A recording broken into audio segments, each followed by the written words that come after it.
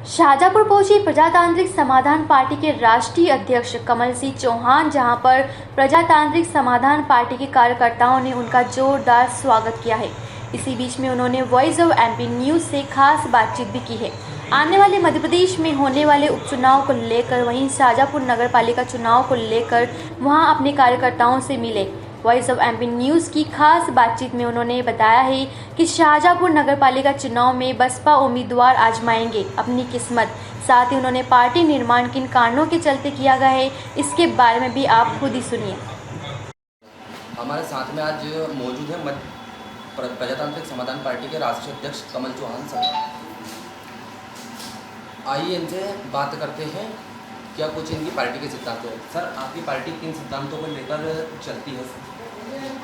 देखिए, हम लोग इस देश के अनुसूचित जाति, जनजाति, पिछड़ा वर्ग और धार्मिक अल्पसंख्यक, इन तमाम लोगों को मिलाकर के देश में और प्रदेश में हुकूमत लाना चाहते हैं। और इस देश में जो हमारे महापुरुषों ने, महात्मा डॉक्टर बाबा साहब अम्बेडकर, संत कबीर, संत रविदास ने जो आदर्श और सिद्धांत स्थापित किए, और उनका आदर्श और सिद्धांत ये था कि इस देश में समतामूलक समाज की स्थापना, समता, स्वतंत्रता, बंधुत्व और न्याय पर आधारित समाज की स्थापना हो।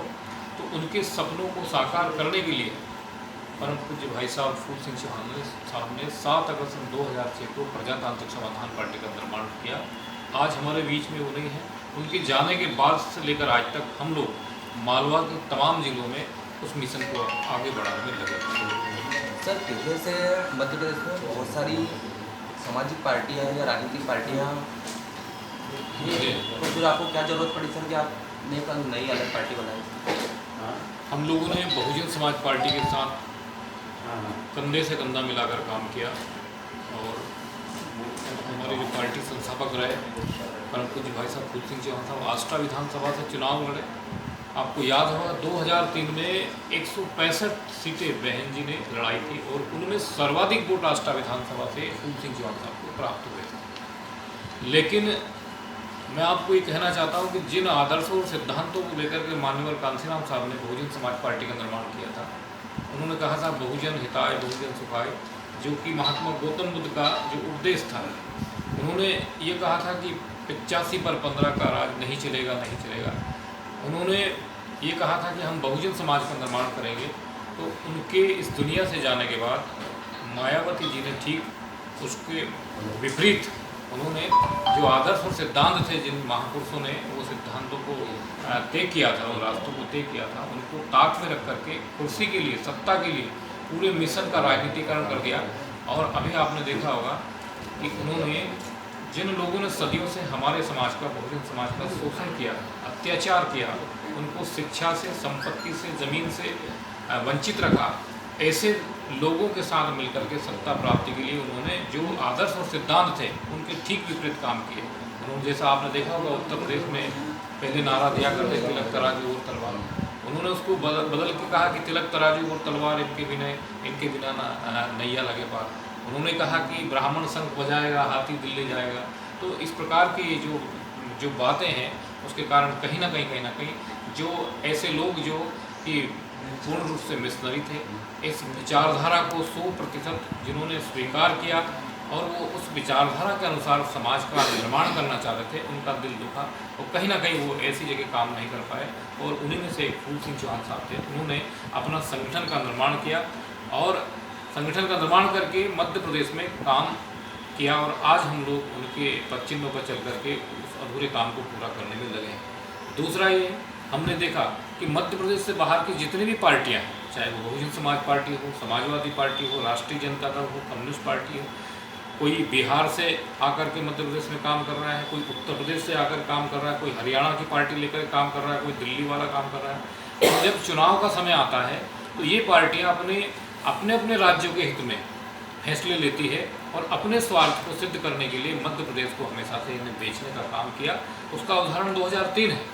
तो ये इन सब चीज़ों को ध्यान में रखते हुए पूज्य भाई साहब फूल सिंह चौहान साहब ने 7 अगस्त 2006 को प्रजातांत्रिक समाधान पार्टी का निर्माण किया, और हम लोग उस काम को ईमानदारी से आगे बढ़ा दें। जी सर, अभी हाल ही में मध्य प्रदेश में उपचुनाव होना है, तो क्या पीएसपी उपचुनाव में भाग लेगी सर?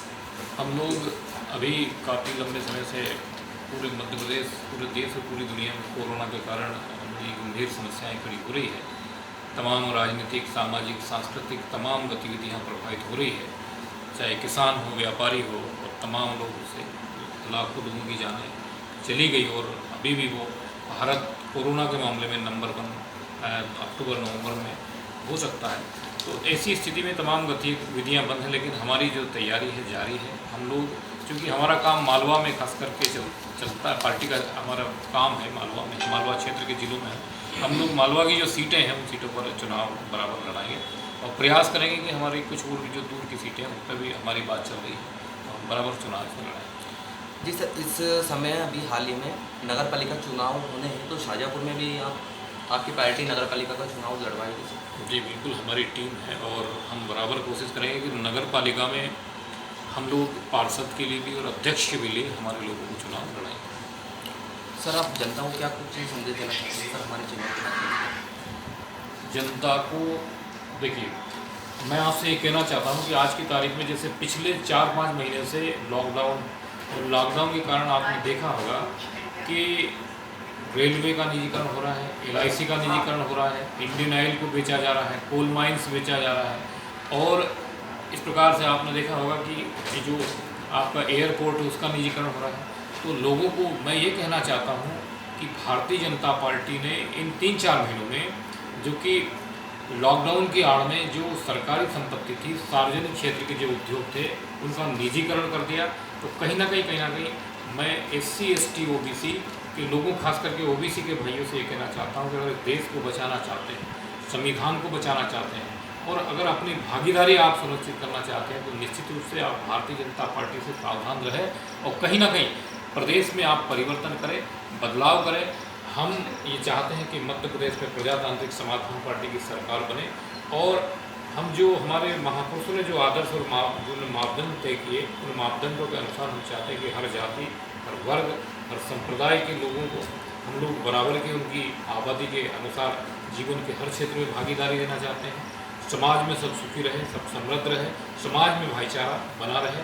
और आज इस तरह के धर्म के नाम पर, संप्रदाय के नाम पर जो विद्वेष फैलाया जाता है, जो घृणा और नफरत की राजनीति भाजपा के लोग कर रहे हैं, उससे समाज में भ्रम पैदा हो रहा है, समाज उससे टूट रहा है, जैसा कि नागरिकता कानून के समय हुआ। तो हम ये चाहते हैं कि ये लोगों को ये संदेश देना चाहते हैं कि ये देश अखंड रहे, ये देश एक रहे, ये प्रदेश मजबूत रहे। इसलिए भाजपा और कांग्रेस को आप लोग वोट देना छोड़ें। हम लोग प्रजातांत्रिक समाधान पार्टी के माध्यम से प्रदेश में एक नई गति, एक नई ऊर्जा और एक अच्छा संदेश हम देना चाहते हैं। मैं यही लोगों से कहना चाहता हूँ। तो ये थे हमारे साथ में PSP के राष्ट्रीय अध्यक्ष श्री चौहान साहब, इनको आपने सुना सर, धन्यवाद। शाहजहाँपुर से दिलीप सौराष्ट्री की रिपोर्ट।